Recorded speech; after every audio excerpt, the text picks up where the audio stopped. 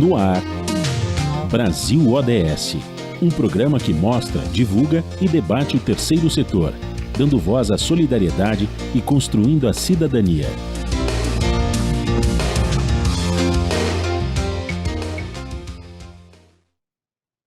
Olá, bom dia. Eu sou Joel Scali e começa agora o Brasil ODS, um programa do Observatório do Terceiro Setor, com apoio da FAPESP, Fundação de Amparo à Pesquisa do Estado de São Paulo. No programa de hoje, vamos falar sobre educação. Devido à pandemia, a evasão escolar no Brasil aumentou em 171%, um aumento expressivo da desigualdade educacional no Brasil.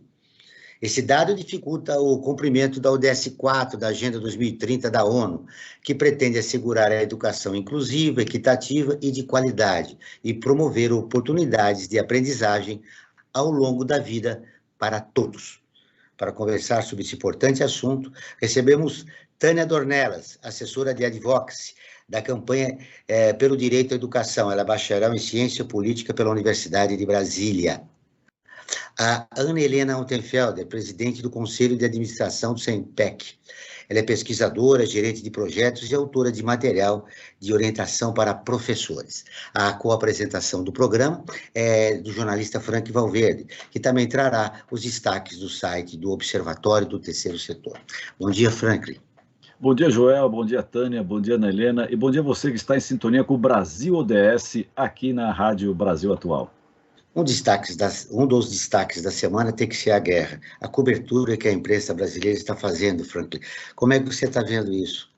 Olha, Joel, na verdade as guerras elas não se ganham somente com bombas, com os canhões, com os mísseis, elas se ganham também na narrativa, né? Narrativa que você está construindo. E nós temos uma construção de uma narrativa, né, que coloca como se a Rússia tivesse à esquerda e a Ucrânia à direita ou do centro, enfim. E na verdade o que nós estamos vendo aí é uma guerra imperialista, né? A Rússia, um Estado... Ou seja, não existem inocentes. Não existe, Joel. Inocentes são a população ucraniana, né? Acho que é a população ucraniana que está sendo massacrada nessa guerra, né? Mas o que a gente vê, né?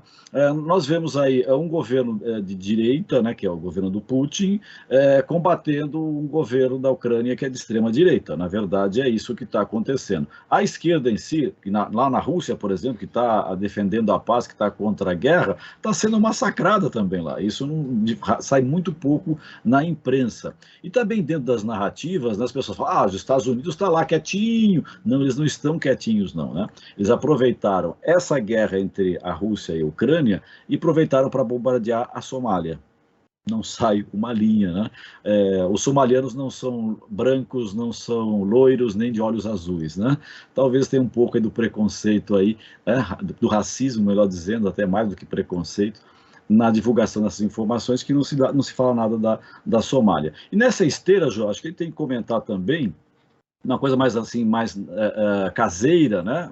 Enfim. Aquela participação daquele deputado. Isso, exatamente, Joel. O deputado Arthur Doval, conhecido também como Mamãe Falei bobagem, né? Mais uma vez, ele é expert em criar polêmicas e agora me diz uma frase, olha, de uma estupidez sem tamanho, né? Dizer que as mulheres ucranianas são fáceis porque elas são pobres. Meu Deus do céu, onde estava com a cabeça o deputado na hora que falou uma bobagem dessa?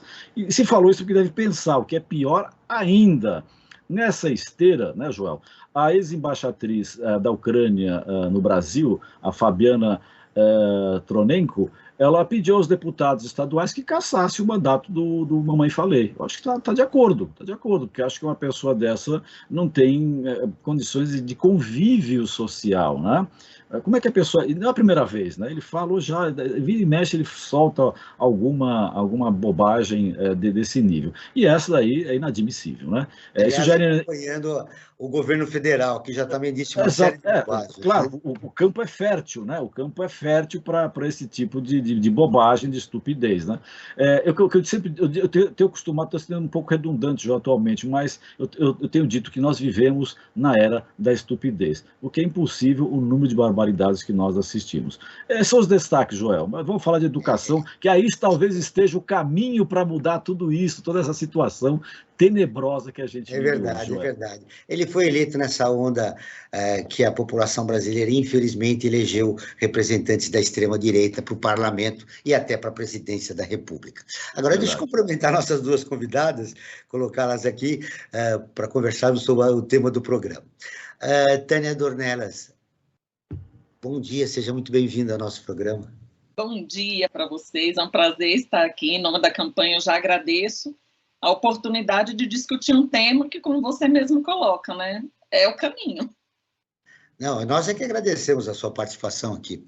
E a nossa outra convidada é Ana Helena Altenfelder. Ana Helena, seja muito bem-vinda ao nosso programa. Obrigada, Joel. Quero cumprimentar também o Franklin, a Tânia, e estamos aqui para conversar sobre educação, que é o caminho, mas se efetivamente queremos um país mais justo, mais solidário e mais desenvolvido. É o que todos nós esperamos. A gente fecha o programa sempre na nossa luta por uma sociedade mais justa e igualitária. De acordo com o relatório do Todos pela Educação, no segundo trimestre de 2021, 244 mil crianças entre 6 a 14 anos estavam fora da escola. O número indica um aumento de 171% em comparação a 2019, como eu disse na abertura do programa. De que forma a desigualdade social está presente na crise da evasão escolar? E como essa evasão escolar pode agravar a desigualdade escolar? Vamos começar com você, Tânia. Vamos, então. Primeiro, a gente precisa situar, né, as desigualdades escolares, né, educacionais, na verdade, e as desigualdades como um todo no nosso país já existiam antes da pandemia, né? Então, o que a pandemia faz é tirar toda a poeira historicamente colocada debaixo do tapete, né? Ele encara essas desigualdades. Então, é óbvio que há um impacto imenso, né, no processo educativo das crianças, dos adolescentes, dos jovens, dos adultos, enfim. E é isso, os dados eles mostram que nós temos um número gigantesco de pessoas que estão fora da escola, né? Então, esse em si já é um primeiro desafio. Como trazer novamente essas crianças essas crianças, adolescentes, jovens, adultos, para o ambiente escolar. Então, quando você me pergunta das desigualdades educacionais, enfim, o que a gente coloca é isso, que a escola, ela não está isolada, ela não é uma categoria isolada, ela está em um contexto social. E é um contexto social com aumento da fome, aumento da miséria, aumento do desemprego, das desigualdades, das exclusões sociais, e, obviamente, tudo isso vai impactar de forma negativa e com efeitos perversos a curto, médio e longo prazo a educação como um todo, e agravando, claro, a desigualdade educacional também. Ana Helena, nós conversávamos antes do programa e você falava de uma dívida histórica que existe no país em relação à desigualdade. E agora agravada pela pandemia. Em que contexto nós podemos analisar a desigualdade escolar nesse cenário? De fato, nós temos uma dívida histórica em vários sentidos. Acho que a Tânia pontua bem quando ela diz que as desigualdades educacionais elas têm que ser compreendidas no âmbito das desigualdades sociais, que são mais amplas, mas olhando, né, mais objetivamente para a questão das desigualdades educacionais, o Brasil tem um atraso histórico em garantir o acesso a todas as crianças à escola, né? Para termos uma ideia, nós vamos começar o século XX com uma diferença, inclusive, um número muito pequeno de alunos acessavam a escola, né? Em 1960, a escolaridade média do brasileiro era 2 anos e meio. Então, isso mostra que pouquíssimos acessavam a escola, e daqueles que acessavam, muitos também saíam da escola, que é o que a gente chama de evasão. Então, e nós somos...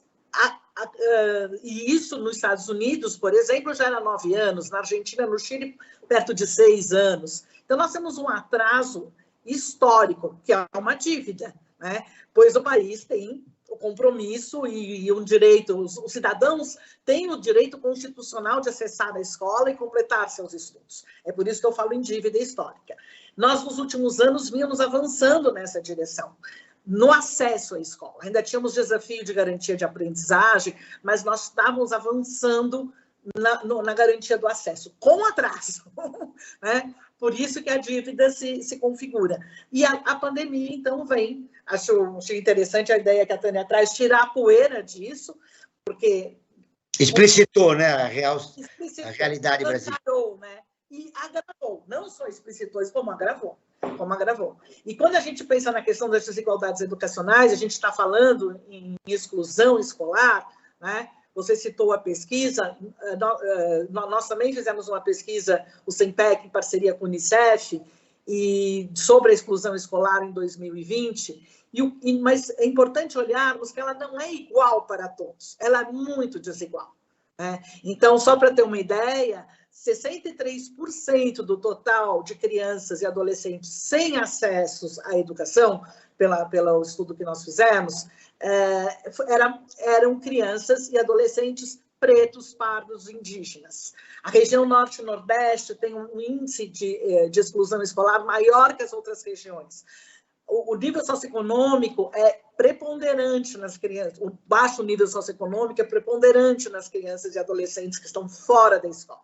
Então, a exclusão escolar, ela é desigual, mas ela também não é igual para todos, né? É exatamente aqueles que têm uma condição de maior vulnerabilidade, que são os que estão fora da escola, e são aqueles que mais precisam da escola. Você fez me lembrar uma experiência que o governo do Estado de São Paulo tentou realizar, que não realizou, depois ele parou com esse processo, que era manter a criança e o adolescente na escola. Ele não repetiria mais, né? Ele continuaria e foi entendida essa proposta, né? Eu mesmo, que tenho uma experiência de dar aula na escola pública há muitos anos atrás, eu achei aquilo muito interessante, um projeto, e que depois ele foi muito criticado pelos veículos de comunicação, até por alguns mesmo professores e tal, e foi abortado esse projeto. E que agora a gente percebe o quanto é importante a criança permanecer na escola, né? E, na verdade, era a visão que a sociedade tinha da escola, uma instituição com uma distância. Todos os projetos educacionais bem-sucedidos na escola pública têm uma participação muito grande da comunidade. A comunidade está dentro da escola, gerindo. Nós aqui, eu e o Frank, já entrevistamos várias diretoras de escola, com projetos muito interessantes, porque a comunidade está presente. Não, perfeito, Joel. Acho que você traz aí um ponto bem importante. 2, né? Primeiro, assim, é que realmente existem projetos muito interessantes e importantes nas escolas brasileiras, nas escolas públicas. Eu costumo dizer que nós não percebemos que existe, né, educação de qualidade nas escolas públicas, seja a nível da própria escola, da sala de aula, de secretarias municipais e estaduais. Então, nós temos, a escola pública tem qualidade, tem sucesso no Brasil. O que nós não conseguimos garantir é que isso aconteça para todos, uma política que efetivamente alcance todos. Então, precisamos avançar de experiências bem-sucedidas, aprender com elas, porque não precisamos aprender fora. Lógico, podemos ter referências de fora, mas aqui no Brasil existem experiências bem interessantes. É uma pena que, infelizmente, o que a gente tem aqui são políticas de governo e não políticas de Estado. Então, a descontinuidade dessas políticas, ela é muito grande. E é isso que também acumula, vamos dizer, essa dívida histórica que nós vamos falando. E outra questão importante que você traz é a questão da reprovação, né? Existe no imaginário da sociedade uma ideia de que a reprovação ela é uma ferramenta pedagógica eficaz e que sem a reprovação os alunos não vão se esforçar, não vão se interessar e que... Que vem acompanhado, se a criança receber um tapinha, é bom para a educação dela. Nossa geração viu muito isso, né? Muito. Então, assim, a punição, né? A pedagogia da punição. O que e vários estudos mostram, uma falsa ideia, né?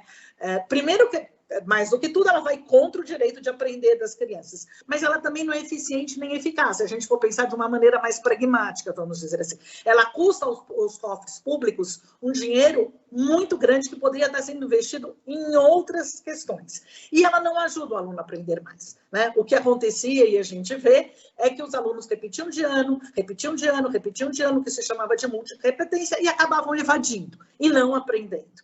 Então, um programa como esse que você traz, de progressão continuada de São Paulo, ele foi bastante mal compreendido, né?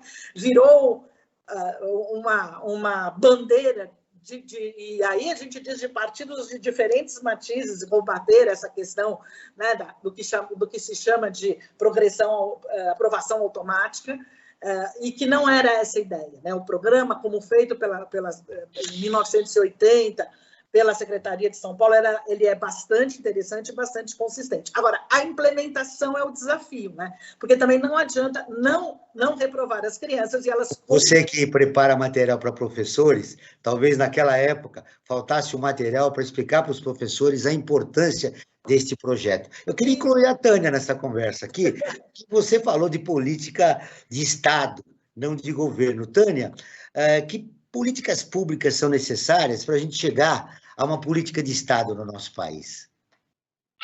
Então, nós temos um conjunto, né? Nós precisamos de um conjunto de políticas para garantir que sejam realmente, na verdade, de dimensões para garantir que a gente tenha as políticas de Estado, né? Primeiro, na verdade, o que a gente precisa é de um projeto político de país mesmo, porque muitas dessas alterações que a gente vê entre política de governo e política de Estado é justamente por isso. Quer dizer, muda o governo, claro, muda-se o projeto político, porque aí você sabe que são campos em disputa, mas o que acontece? Nós não temos garantido, a gente não tem uma linha, né, mais estável de políticas, por exemplo, de assistência, de educação, de saúde, de empregabilidade, né, que são um conjunto de políticas que elas são fundamentais para que a gente consiga realmente ter,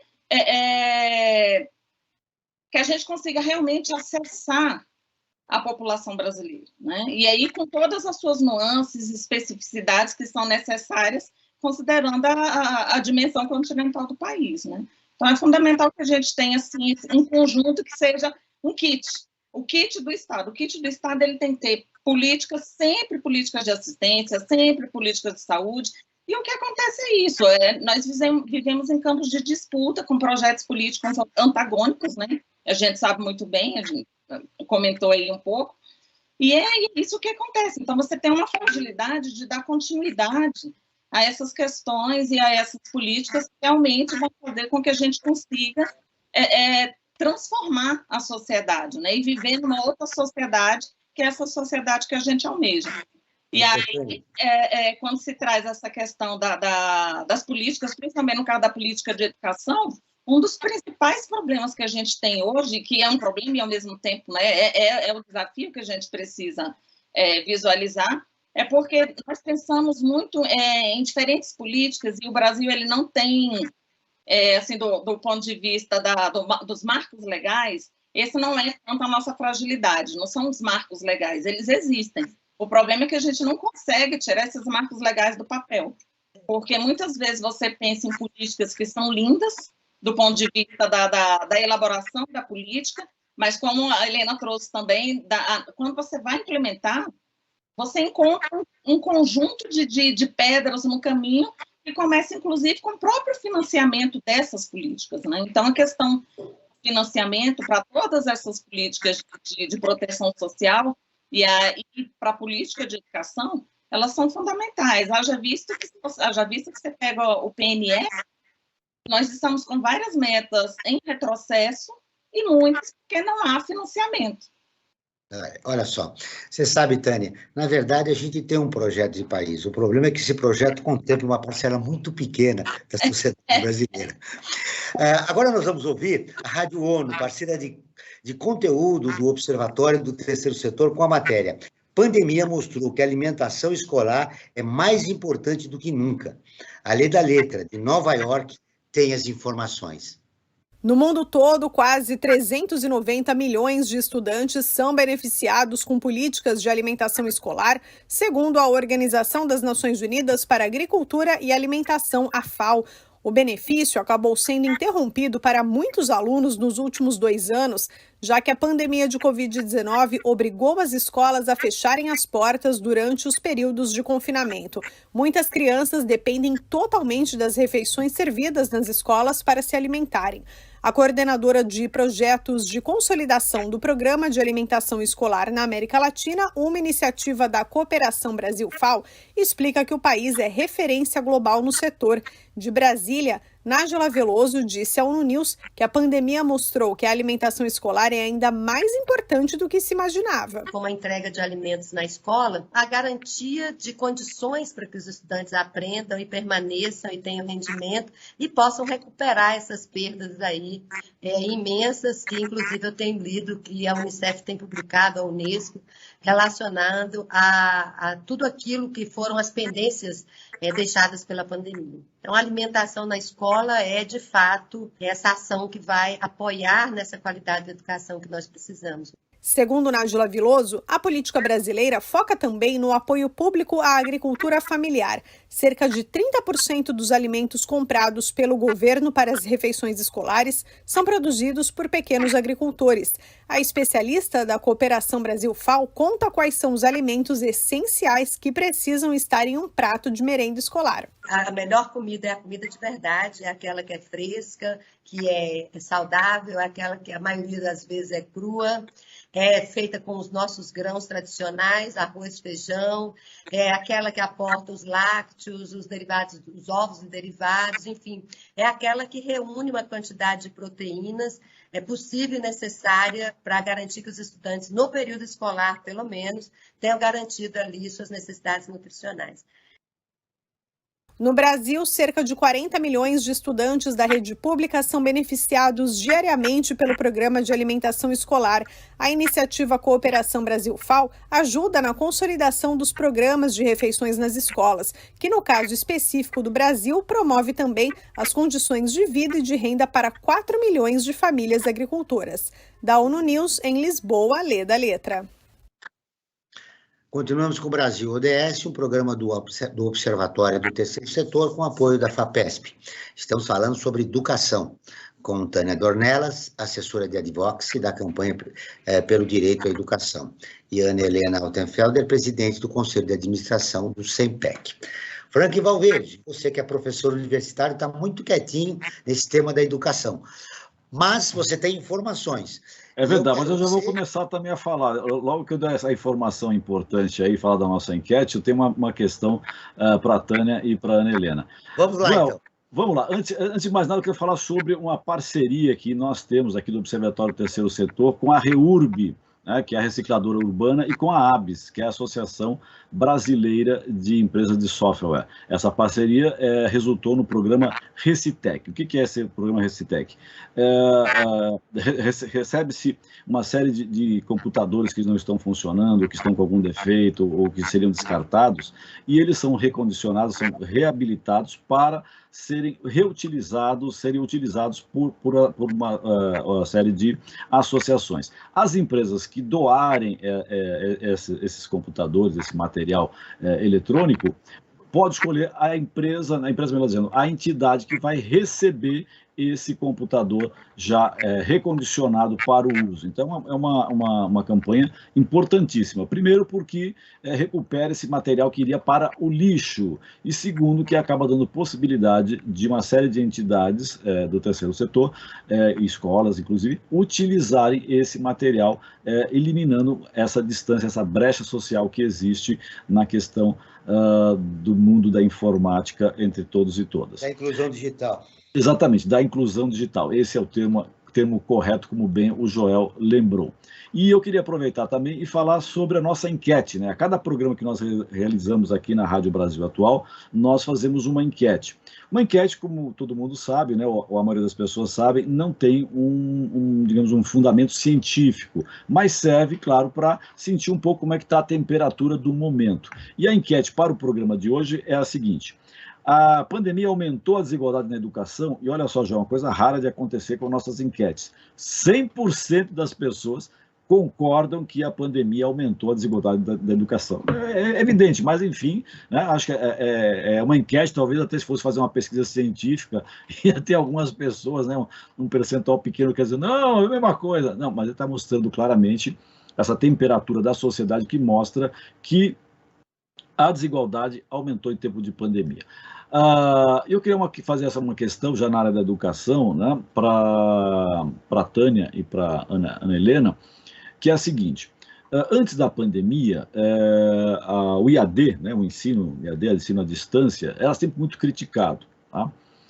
E criticado até com uma certa razão, por quê? Porque muitas das empresas que investiam no IAD estavam simplesmente visando o lucro, ou seja, vamos retirar os professores do processo, o aluno vai usar a sua casa, a sua energia elétrica, o seu espaço, o seu computador, isso elimina os custos da instituição. Tá? Isso era muito criticado. Veio a pandemia, não houve outra saída, teve que entrar com tudo no ensino à distância, no online, porque é a única forma que se tinha devido, não existia vacina, enfim, a situação toda fez com que todo mundo fosse para o online, para o IAD.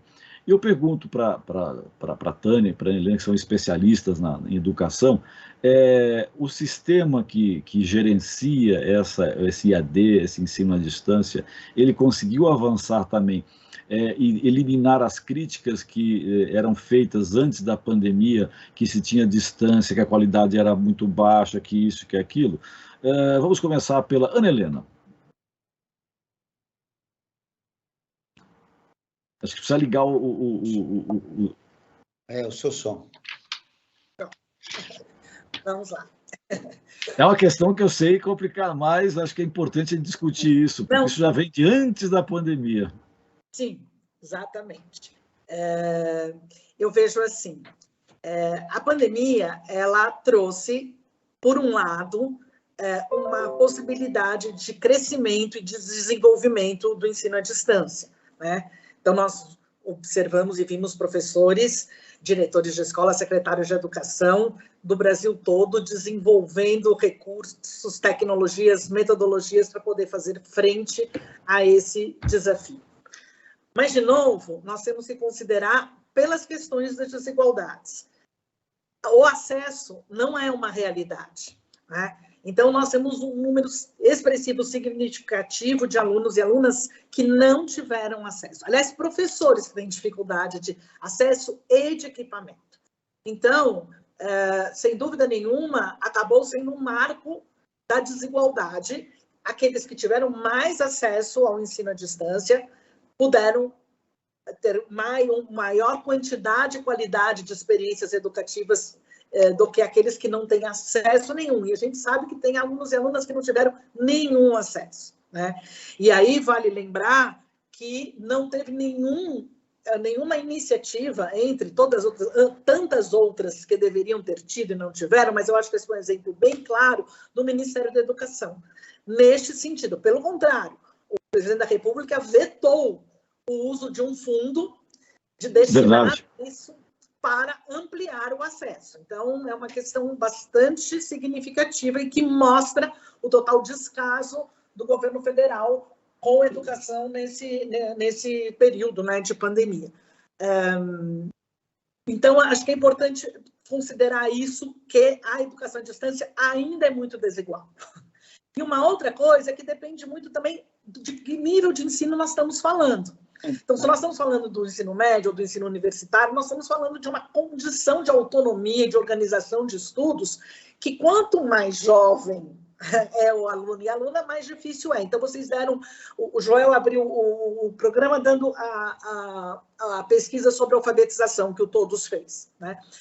O nível, nessa fase de alfabetização, a interação professor-aluno é fundamental, né? A criança aprende na interação, pela experiência. E o professor alfabetizador, ele precisa acompanhar muito proximamente os avanços, os retrocessos, para pensar nas intervenções, o que fica impossível de se fazer à distância. Então, é bastante complexo. Acho que nós temos que considerar a questão do acesso e temos que considerar também a questão do nível do ensino. E acho que a Tânia, só terminando, concluindo, super importante é que ficou muito claro na pandemia a importância do professor, porque o professor é um profissional, tem saberes profissional de como ensinar e o que ensinar. E a interação é fundamental. Então, acho que a EAD pode ter recursos importantes, mas ela não substitui de maneira nenhuma o professor ou presencial. Isso ficou muito evidente na pandemia. Era exatamente isso que eu ia colocar. E por mais que tenha se propagado tanto a ideia, não, mas nós estamos tendo, as crianças não estão sem ensino. Gente, muitas ficaram sem. E o que a Ana Helena traz me lembra muito assim, quando você fala da questão por exemplo, da educação infantil, né, que é o que a gente está falando aqui. Gente, criança na cidade é movimento. Criança é movimento. Como é que você vai colocar crianças de educação infantil sentados olhando para uma tela de computador? Sabe, é uma coisa assim que não existe. Isso causou muito sofrimento. Me preocupa muito, sabe? Assim, eu acho que nós vamos ter, espero que a gente tenha, na verdade, pesquisas qualitativas que mostrem isso, porque os impactos...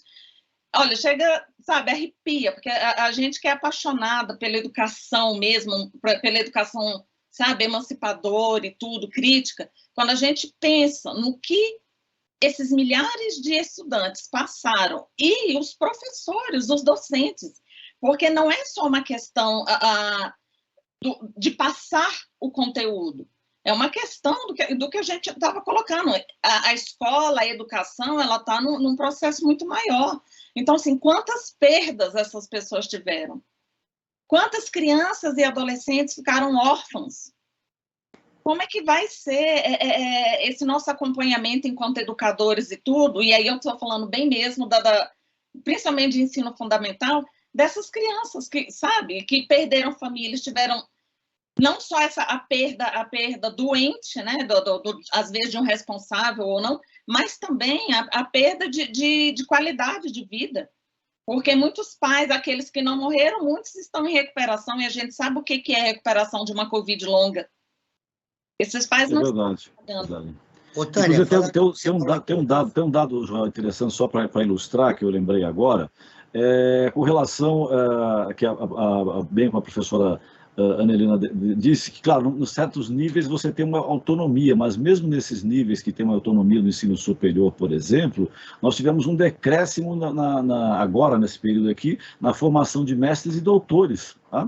Que em tese poderia favorecer, né, que a pessoa está confinada, digamos, entre aspas, né, está lá isolada por causa da pandemia, ela teria mais tempo para pesquisar, porque ela, né, não, ao contrário, teve um decréscimo de doutores e de mestres. Olha só a situação em que nós nos encontramos. Desculpa, João, mas só para ilustrar. Não, é um dado relevante. É um dado importante. Eu queria acompanhar a fala da Tânia. Tânia, no dia 8 de março foi o Dia Internacional das Mulheres. Elas representam 96% dos professores de educação infantil, 88% do Fundamental 1 e 67% do Fundamental 2. Esses números revelam o quê? Existe igualdade de gênero na educação brasileira? Ai. Quem dera se isso fosse um exemplo de igualdade, né, Ana Helena? Não é, na verdade, o que a gente tem, assim, reproduz, né? Embora que bom que nós temos mulheres, mas esse dado, na verdade, ele reproduz a visão que se tem da mulher na sociedade brasileira, que é a mulher do cuidado, a mulher do educar, entendeu? É muito ainda resquício disso. Por mais que a gente tenha um avanço do ponto de vista de reconhecimento do papel da mulher na sociedade, quando você pega principalmente a educação infantil, é o quê? É o cuidado, né? É o educar, porque ainda impera na sociedade brasileira como um todo essa visão, no caso da educação infantil, como aquele lugar que, na verdade, é para a criança brincar só, né? Claro que ela vai brincar, mas ela vai ter o brincar com acompanhamento pedagógico, ela vai ter o brincar livre e ela vai ter o aprender no meio desse processo. Né? Assim você falou da Covid. 50% da população de 5 a 11 anos receberam a primeira dose de vacina até agora. Quais os impactos da Covid na vida profissional das mulheres professoras no Brasil? Ele é gigantesco. isso, né? Porque travou. Pois não, pode continuar. Eu não te ouvi, travou. Ah, você não ouviu. Eu disse que 50% da população, está me ouvindo agora? 50% da população de 5 a 11 anos receberam a primeira dose da vacina até agora. Que impacto tem na vida das professoras esses dados alarmantes, que é só a primeira dose, 50% das crianças entre 5 a 11 anos, na saúde das mulheres e nós vivemos ainda durante a pandemia, né? Ela não terminou. Eu acho que o primeiro ponto é esse, a pandemia não acabou. Esse é o primeiro ponto que a gente tem que colocar. E essas profissionais, elas estão, obviamente, muito mais expostas, né? Ao ter que estar em salas. E aí a gente considerando, como a Ana Helena coloca, que é o que a gente discute aqui, educação pública, né? Você considerando escolas que não têm infraestrutura, escolas que não têm salas adequadas para o momento de pandemia que a gente está vivendo, que você ainda necessita ter distanciamento. Faltam os equipamentos necessários, como o álcool em gel, a máscara, enfim. Então, assim, elas estão muito mais expostas. E o efeito perverso disso é que não são só elas. Elas têm pais, elas têm mães, elas têm filhos com doenças raras, entendeu? Então, assim, elas estão à frente, né, dentro da sala de aula, e elas podem levar isso para casa também. Né? E isso não está sendo discutido em momento nenhum, porque existe a pressão muito grande para que se coloque, para que se voltem. A volta às aulas, né? E não é citada a sobrecarga de trabalho que aconteceu durante a crise. Vamos colocar a Ana novamente nessa conversa. Ana, eu fiz uma provocação com a Tânia, falando se esses números, né, de professoras, elas representam 96% de professores de educação infantil, praticamente só tem mulheres na educação infantil do país. Se existe igualdade, o que esses números revelam? Né? Igualdade de gênero. E aí eu queria te ouvir um pouco sobre isso.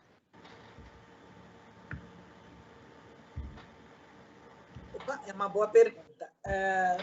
Quando a gente pensa em 96% de mulheres, acho que a gente não pode falar de igualdade de gênero, né? Porque se a gente falar, teríamos que ter mais aproximadamente 50 e 50 aí. E eu acho que ela fala em duas situações. Uma situação social, que ainda a mulher vista em profissões e ocupações que num imaginário teriam mais a ver com a identidade feminina, que é o cuidado às crianças pequenas, mas ela também fala de valorização. Né? Nós sabemos que nós ainda temos desigualdades grandes em questão de número de mulheres em posições de liderança, de comando, seja no parlamento, seja no executivo, seja nas grandes empresas. Nós ainda temos um número pequeno de mulheres. Por que a gente tem um número grande de mulheres em determinadas profissões? Porque são profissões que socialmente são pouco valorizadas, infelizmente. Então, eu vejo com preocupação, porque a valorização da profissão docente é uma questão séria no nosso país. O professor não é uma profissão que tem valorizado da maneira como deveria ser, com a missão social e a função social que isso tem. Isso a gente vê na condição de trabalho, vê no salário, e eu acho que esse quadro, infelizmente, revela essa questão. Quando começou essa situação? A gente lembra, digamos, 30, 40 anos atrás, a gente sabe que isso começou durante a ditadura militar, quando as escolas públicas foram esvaziadas, né? A chamada classe média, burguesia e alta, saiu da escola pública e foi para a escola particular. Esse é um dado correto, mas quando começou essa inversão de um professor que era considerado uma figura, tinha uma função social importante, quem de nós não lembra da primeira professora? Todos nós lembramos, né? Que função social ela representou para nós? Mesmo depois, o professor universitário, um professor do ensino médico, na época colegial, isso, enfim, todo esse histórico das reformas que existiram, né, que aconteceram na educação brasileira. Quando começou isso, Ana? Olha, eu acho que começa na época da ditadura, nos anos 70, quando já caminha-se para uma maior ampliação das matrículas, né? E qual foi a opção feita? Ampliou-se a matrícula, e para ampliar-se a matrícula precisou de mais dinheiro. E para ter mais dinheiro, precarizou-se a profissão docente. Então, tem estudos que mostram isso. Essa relação, a Tânia mencionou o financiamento. É interessante, se a gente olha a história da educação brasileira, o que a gente observa? Que períodos mais democráticos trouxeram mais avanços e maior financiamento, seguido de períodos mais autoritários e trouxeram menor financiamento e restrição de políticas mais democráticas da educação, né? Então, começa com este movimento, nos anos 70, de inclusão de um maior número de crianças na escola pela matrícula. Então, foi preciso mais professores. Isso trouxe duas consequências. Uma diminuição do salário, isso foi uma opção política feita na época, né? Uma diminuição do salário do professor para poder bancar isso, isso não era necessário, poderia ter sido feito outras opções, né, mais democráticas, mais justas, mas, enfim, foi a opção feita. E, ao mesmo tempo, o aligeramento da formação inicial. Esse aspecto que você está levantando é muito importante. Há um aumento da população brasileira, houve necessidade da contratação de novos professores. Esses novos professores já estavam, digamos, confinados numa formação já não adequada, né? É muito difícil falar isso, porque a função do professor, ele recebe muito mal, né? Mas a gente tem que falar também da qualidade do professor, porque ela é fundamental para a educação brasileira como um todo, né? E a formação inicial é condição de trabalho do professor, né? E no fim, é a formação inicial que é possível e que ele tem. Então, é preciso lutar para que a formação inicial, e aí a sociedade como um todo, seja efetivamente melhor. Então, ele gerou-se os cursos de formação em número de anos de exigência de entrada, e aí o professor passou a ter mais dificuldade de desenvolver sua atividade, teve menos condição de trabalho, né? E uma mudança bastante significativa, né, Joel? Quando a gente fala daquela escola pública dos anos 60 até os anos 60, a gente está falando isso, de um Brasil que a escolaridade média era de 2 anos e meio.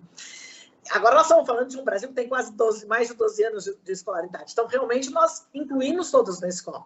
E daí, é lógico que é muito mais difícil e muito mais desafiador este trabalho. Então, a escola pública de antigamente, ela era boa porque ela excluía. Entendi. Tânia, eu quero incluir você nessa nossa conversa. Eu quero saber a tua opinião a respeito do assunto.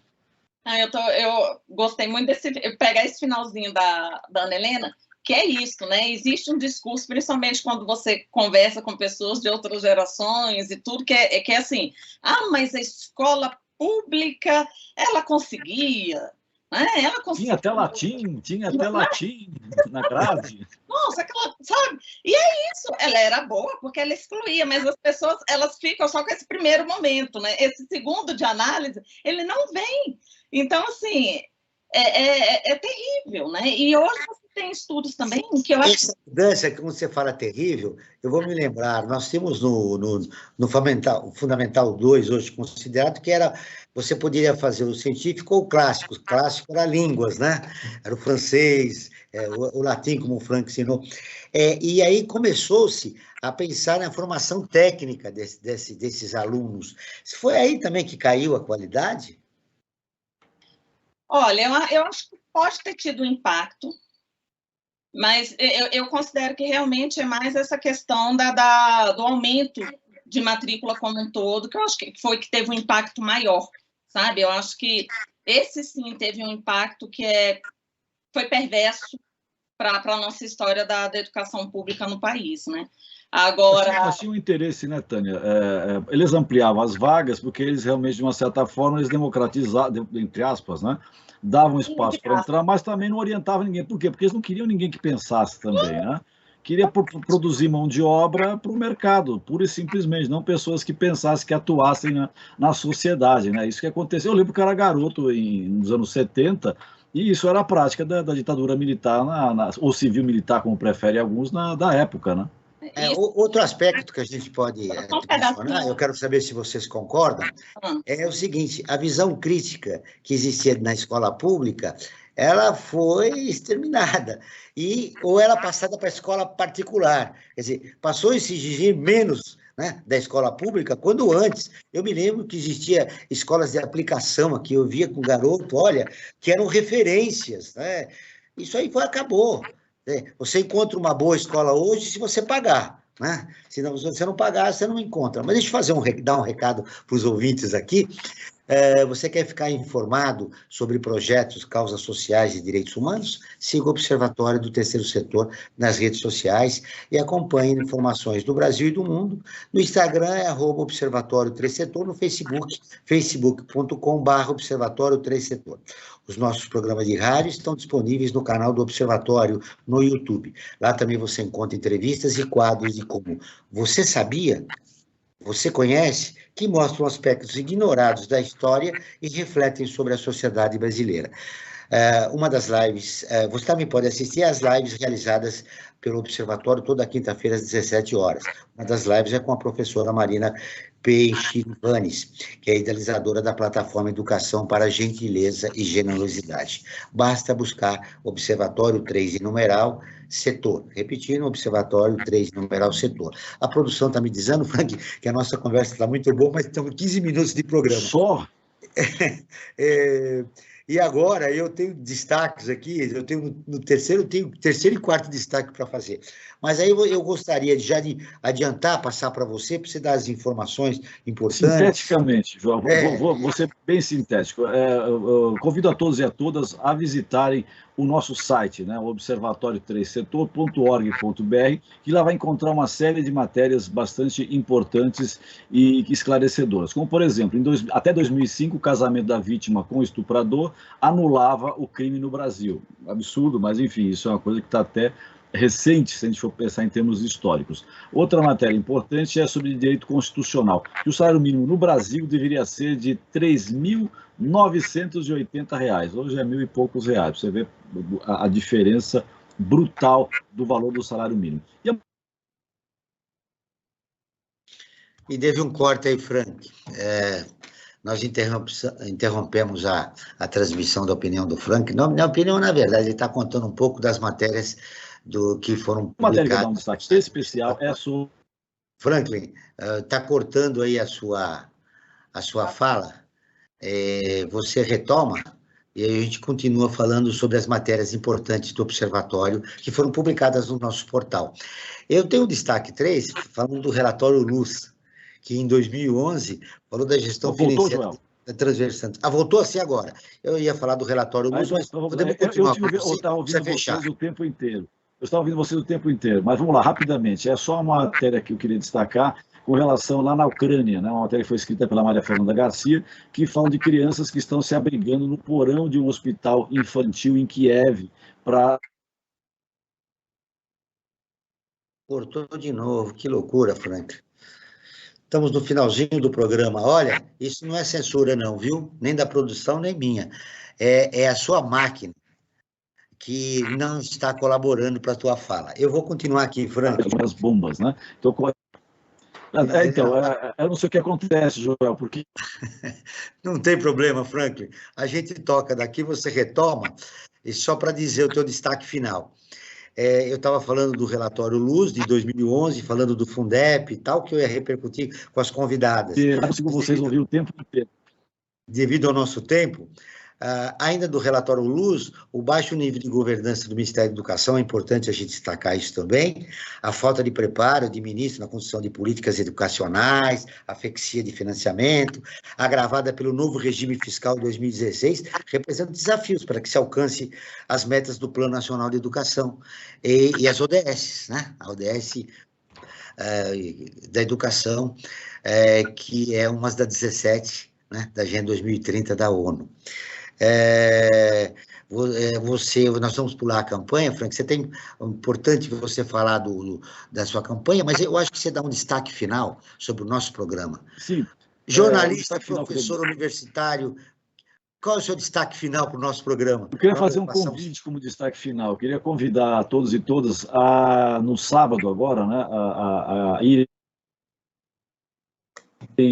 que é um espaço cultural que fica lá no Bexiga, e para prestigiar o lançamento do livro A Vida das Evas, da Márcia Mussalem, que é nossa colunista aqui no Observatório do Terceiro Setor. Então, convido a todos e a todas a irem até o Alexandria, espaço cultural, lá no Bexiga, que fica na rua Rui Barbosa, e a prestigiar o lançamento da Vida das Evas, um lançamento que foi editado pela Desconcertos. E vão lá, a Márcia estará lá autografando os seus livros, é um convite que eu faço a todos e a todas. E destacando finalmente que a pandemia, além de trazer a Covid, ela deixou a nu ainda mais a desigualdade que existe nesse país. Joel. Muito bem, Franklin, obrigado. Olha, agora vamos deixar o tempo, o que resta, um minutinho e meio para cada uma das nossas convidadas, para um comentário final. Claro que, Ana, nós não esgotamos o assunto, porque ele é imenso, tem uma série de dados, inclusive de dados dos próprios estudos do SEMPEC, que a gente gostaria de repercutir com você. Infelizmente não vai dar, mas não vamos voltar a esse assunto, porque é Brasil ODS. Nós estamos 17 objetivos sustentáveis. A gente falou de educação aqui, volta a falar daqui a pouco novamente sobre o assunto, abordando um outro aspecto, mas sempre demonstrando nossa preocupação com os rumos da educação no país. Uma fala final sua, Ana, que você gostaria de deixar destacado, que é importante os nossos ouvintes saberem. Eu acho importante que, ao mesmo tempo que nós tenhamos jogamos muita luz para as desigualdades, para esses resultados, para o agravamento da situação de desigualdade, quando o Franklin traz, que nós não percamos a esperança. Né? Isso nós aprendemos com Paulo Freire, que é o patrono da educação brasileira, que para educar é preciso esperança. E esperança não do verbo, não mágica, mas, como ele dizia, do esperançar, que quer dizer fazer junto, lutar, trabalhar coletivamente, para dizer que é possível, sim. Nós não devemos considerar que nós temos uma geração perdida, que a situação da educação ela não é possível de ser resgatada. Com um esforço coletivo, financiamento, políticas públicas, é possível, sim. E nós devemos acreditar nos nossos professores e nas nossas crianças, mas para que eles possam ensinar e aprender. Mas, para tanto, é preciso apoio. Seu destaque final, Tânia, agradecendo a sua entrevista. Você vai voltar outras vezes aqui para a gente conversar sobre o importante trabalho que você realiza. Voltaremos. Na verdade, eu concordo plenamente com o que a Ana traz, eu só trago alguns complementos também, que eu acho que, então, enquanto desafios, o que nós temos? Nós temos a busca ativa, para que a gente consiga garantir essa inclusão e essa reinclusão daqueles que não voltaram ainda, né, para a escola, enfim, eu acho que é fundamental a gente colocar.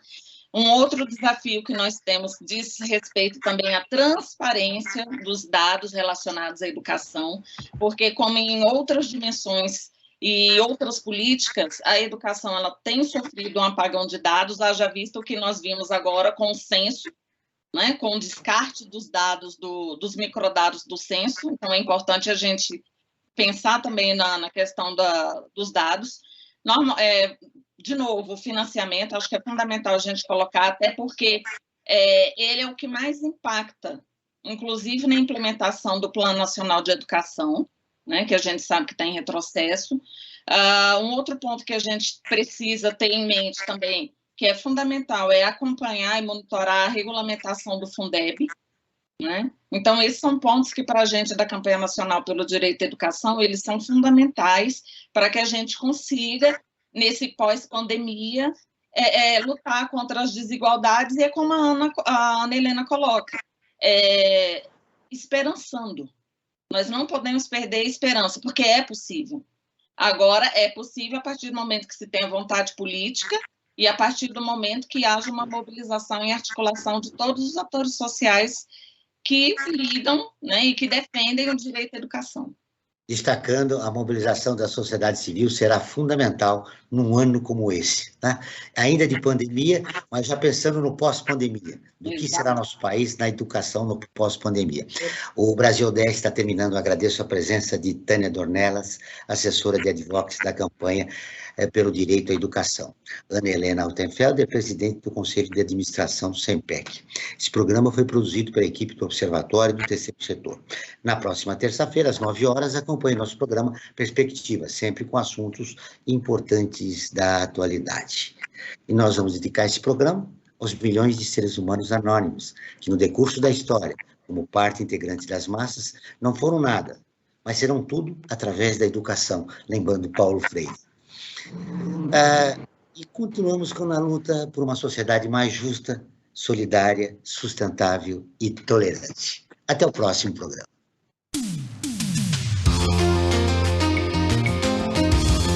Você acabou de ouvir Brasil ODS, um programa do Observatório do Terceiro Setor.